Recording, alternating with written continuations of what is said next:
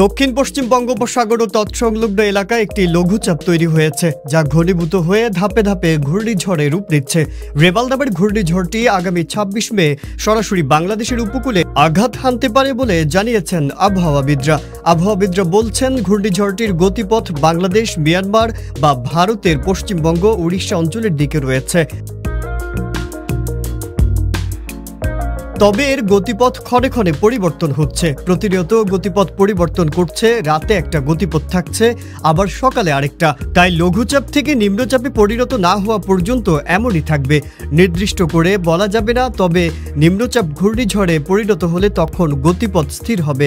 সেই সময় স্পষ্টভাবে বলা যাবে কোন এলাকায় আঘাত হানতে পারে। আবহাওয়াবিদরা আরও বলেন, ২৩ থেকে ২৪ মের মধ্যে নিম্নচাপে পরিণত হতে পারে। ২৪ মে রাতে বা ২৫ মে সকালের দিকে ঘূর্ণিঝড়ে রূপ নিতে পারে।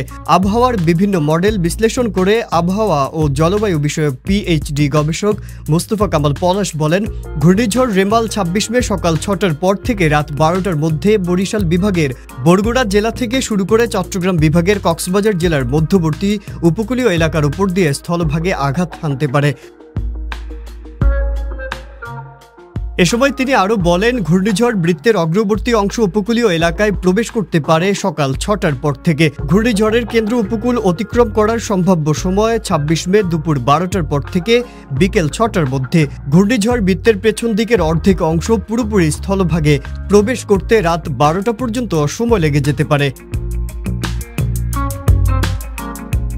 ঘূর্ণিঝড়টি যদি জোয়ারের সময় উপকূলে আঘাত হানা শুরু করে, তবে বরিশাল ও চট্টগ্রাম বিভাগের উপকূলীয় এলাকাগুলো স্বাভাবিকের চেয়ে ৫ থেকে ১০ ফুট বেশি উচ্চতার জলোচ্ছ্বাসে জোয়ারের পানিতে প্লাবিত হওয়ার প্রবল আশঙ্কা রয়েছে।